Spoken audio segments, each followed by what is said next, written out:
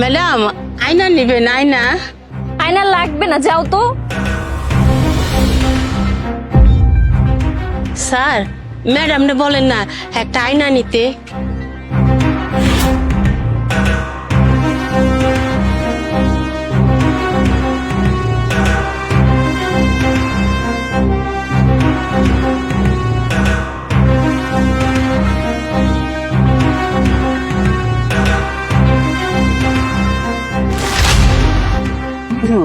হিমু কি করছো?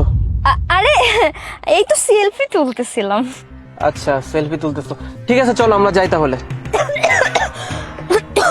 সাজিদ আমার অনেক পানি পিপাসা পাইছে, কাইন্ডলি একটু পানি এনে দেন। আচ্ছা গাড়ি থেকে পানি নেই? না গাড়িতে তো পানি নেই, আর আশেপাশে আমি কোনো দোকানও তো দেখছি না।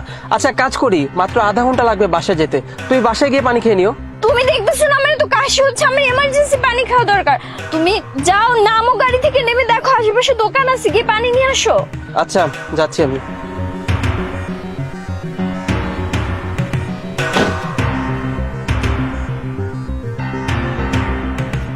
হ্যালো বেব, তাড়াতাড়ি চলে আসো। হ্যাঁ হ্যাঁ হ্যাঁ তাড়াতাড়ি আসো। ওকে।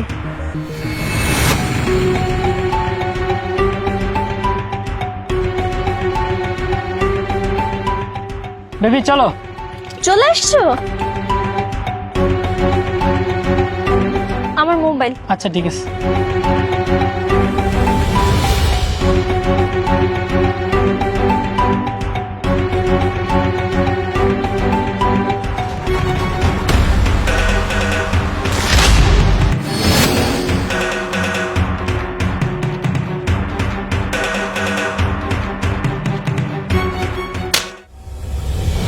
আরে তোমার সাহস কি করে হলো আমাকে ধোকা দেওয়ার? বলো তো কি ভেবেছো তুমি?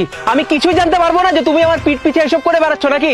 আরে সাজিদ তুমি ভুল বুঝতেছো, এরকম কিছুই না। আরে ও তো আমার ফ্রেন্ড। ওই যে তুমি পানি আনতে গেলা না, ওই সময় ও আসছে, দেখা হয়ে গেছে, তাই ভাবলাম যে ফ্রেন্ড অনেকদিন পর দেখা হয়েছে, একটু ঘুরে আসি। আর ভাবছিলাম তোমাকে ফোন করে জানাই দেবো, কিন্তু তুমি এর মধ্যেই চলে। চুপ করো, তোমার এসব উল্টাপাল্টা কথা শোনার সময় আমার কাছে নেই। তোমার কোন অ্যাঙ্গেল আমাকে বলদ মনে হয় বলো তো? তুমি আমার পিঠ পিছে ধোকা দেবে আর আমি কিচ্ছু জানতে পারবো না, তাই তো? এই কারণেই তখন তুমি আমাকে বলেছিলে যে তোমার পানির পিপাসা পেয়েছে, আমি পানি আনতে যাই। তুমি অনেক ভালো মতোই জানতে আমি তোমার কথা শুনে পানি আনতে যাব, আর তুমি এই সুযোগে তোমার বয়ফ্রেন্ডের কাছে চলে আসবে না। কিন্তু তুমি তো ধরা পড়ে গেলে, তাই না? এখন তুমি জানতে চাও আমি তোমার এসব পরকীয়ার ব্যাপার কি করে জানলাম? তাহলে শোনো। স্যার ম্যাডাম বলেন না একটা আয়না নিতে।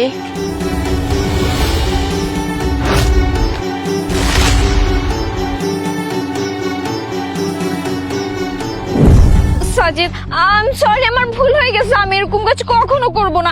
এই যে নাও তুমি আমার মোবাইল, নাও মোবাইল দিয়ে ওকে এখনই ব্লক করে দাও। আমি আজকের পর থেকে নেক্সট টাইম ওর সাথে কখনো যোগাযোগ করব না। তুমি বললে আমি বাসা থেকেও বের হব না। আমি না আসলে লোভে পড়ে গেছিলাম, প্লিজ তুমি আমাকে ক্ষমা করে দাও। তুমি এখন থেকে যা বলবো আমি তাই শুনবো, আমি ওর সাথে কোনো কন্ট্যাক্টই করব না। কি ক্ষমা করে দিব, তাও আবার তোমাকে? তুমি কি পাগল হয়ে গেছে বলো তো? তুমি আমার পিঠ পিছে আমাকে ধোকা দিচ্ছিলে, আমি তোমাকে হাতে নাতে ধরেছি, আর তারপর তুমি আমাকে বলছো আমি যেন তোমাকে ক্ষমা করে দিই। কোন মুখ নিয়ে তুমি আমার কাছে ক্ষমা চাচ্ছ বলো তো? আমি তোমাকে কিভাবে ক্ষমা করব? কারণ তুমি তো বেঈমান, বেঈমানদেরকে তো ক্ষমা করতে হয় না। আমি যদি তোমাকে ক্ষমা করি তুমি এই সেম কাজ কিছুদিন পর আবার রিপিট করবা, কিন্তু আমি সেটা হতে দেবো না। তোমার মতো মেয়ের সঙ্গে আর যাই হোক আমি সংসার করবো না। ডিভোর্স লেটার খুব শীঘ্রই আমি তোমাকে পাঠিয়ে দিব, সেটার জন্য অপেক্ষা করো। ভাই আজকের পর থেকে আমি ওর সাথে যোগাযোগ করবো না, আমাকে মাফ করে দেন ভাই। এই চুপ কর, তোকে একবার মারছি না, আর একটা কথা বললে এবার তোকে আরেকবার মারবো। থাকো তুমি তোমার বয়ফ্রেন্ডের সঙ্গে, আমি যাচ্ছি, ভালো থেকো।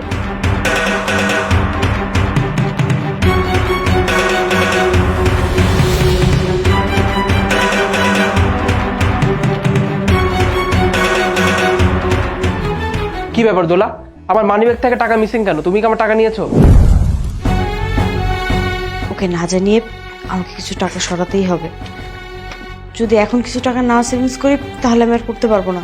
আর এই টাকাগুলো সংসারে আমারই খরচ হবে, বিপদের সময় আপদের সঙ্গী হবে। ও দেখার আগে সরিয়ে ফেলি।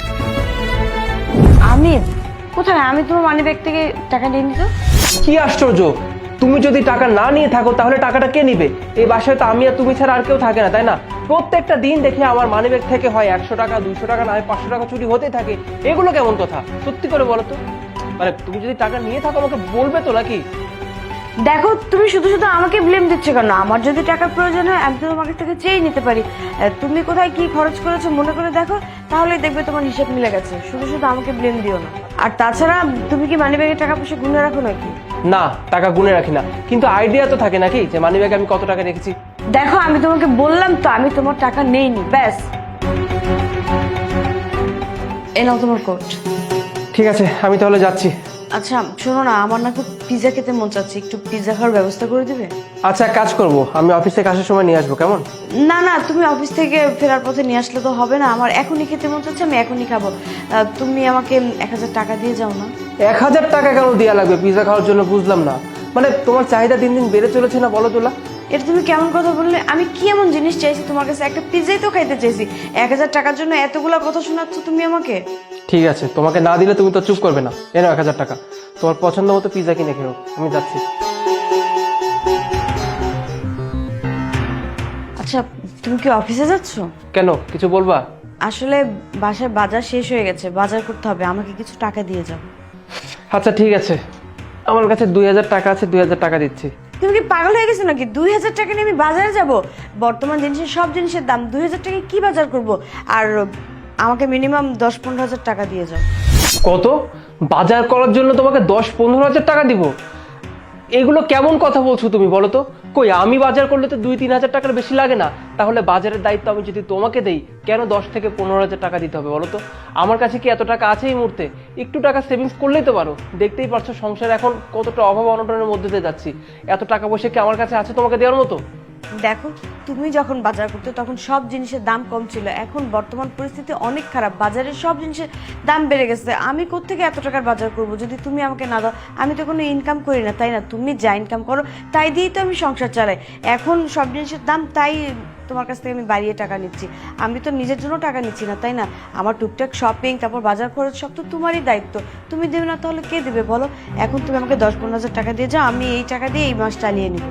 আমি এত কোনো কথা শুনতে যাচ্ছি না দোলা, এক কাজ করো, এখানে 8000 টাকার মতো টাকা আছে। এই 8000 টাকা দিয়ে আমি কি বাজার করব তুমি বলো? আমাকে আরো কিছু টাকা দাও, আমার লাগবে। আমার এমনিতেই না অফিসের জন্য অনেক দেরি হয়ে যাচ্ছে, বুঝছো? আমি তোমার সঙ্গে ঝগড়া করতে চাচ্ছি না দোলা, কেন বোঝার চেষ্টা করো না তুমি আমার সমস্যা? তোমাকে যে টাকা দিয়েছি না, এই টাকা দিয়ে কাজ চালিয়ে নাও। দেখো আজকে যদি আমি বাজারে গিয়ে শুধু ডাল আর ভাত নিয়ে আসি, তখন তো তুমি আমাকে কথা শোনাবে যে তোমাকে যে আমি এতগুলো টাকা দিই বাজার করার জন্য, তাহলে প্রতিদিন আমাকে ডাল ভাত কেন খাওয়াচ্ছ? তোমার এই কথা শুনতে আমি একদম রাজি না। তুমি আমাকে বেশি করে টাকা দাও, আমি বেশি করে বাজার নিয়ে আসবো। ঠিক আছে বাবা, তুমি যদি আমাকে ডাল ভাত খাওয়াতে চাও তাহলে আমি সেই ভাত খেয়ে রাজি থাকবো। আমাকে আর পেন দিও না, এমনিতে অফিসের জন্য অনেক দেরি হয়ে যাচ্ছে, থাকো।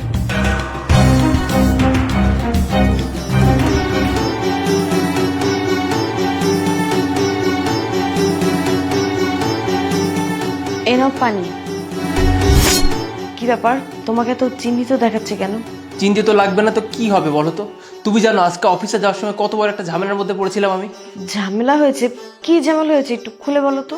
আর বলো না, ওই যে আমার অফিসের যে কলিগটা আছে না, যার সঙ্গে আমি প্রত্যেকটা দিন অফিসে করে যাই, আজকে ও অফিসে আসবে না।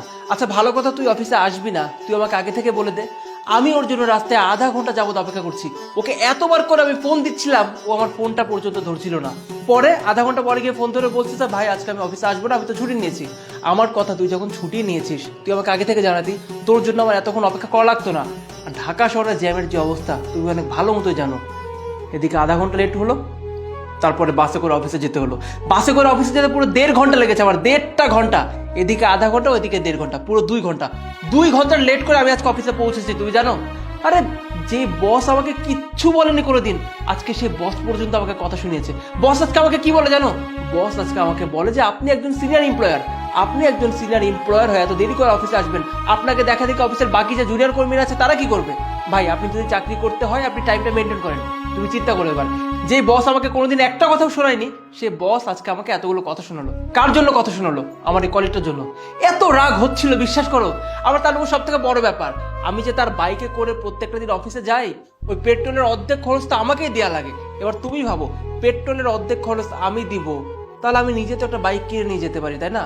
আর হাতের অবস্থা এখন এমন খারাপ যে একটা বাইক কিনবো সেই সামর্থ্য আমার কাছে নেই। মানে এত রাগ উঠতেছে আমার। আচ্ছা ঠিক আছে, তুমি এত টেনশন করো না, আল্লাহ যা করে ভালোর জন্যই করে। তুমি একটু বসো, আমি এখনই আসছি।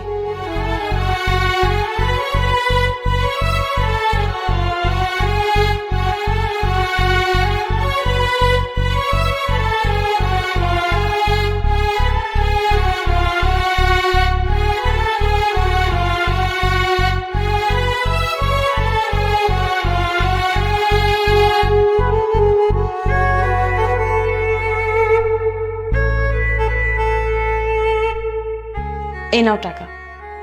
কি কি ব্যাপারে এতগুলো টাকা তুমি কোথায় পেয়েছো? এটা তো তোমাকে বলা যাবে না, এটা হচ্ছে একটা সিক্রেট। এটা যদি তোমাকে বলেই দেই তাহলে তো আর এভাবে আমি তোমাকে সাহায্য করতে পারবো না। আর তাছাড়া তুমি কালকে একটা নতুন বাইক কিনে তোমার ওই কলিগকে দেখিয়ে দেবে যে ওর যেহেতু বাইক আছে তোমারও একটা বাইক আছে, নতুন না হোক পুরাতন তো আছে। তোমাকে যে কি বলে ধন্যবাদ দিব বিশ্বাস করো, আমি ভাষা খুঁজে পাচ্ছি না। আরে এটা কেমন কথা, তুমি আমার স্বামী, তুমি আমাকে ধন্যবাদ কেন দিচ্ছ? আর শোনো, এই বাইক কেনার উপলক্ষে কালকে কিন্তু আমাকে একটা পিৎজা পার্টি দিতে হবে, কেমন? বেশি না, তুমি আমাকে 500 টাকা দিও তাহলেই হবে। ঠিক আছে বাবা, দিব। আচ্ছা ঠিক আছে।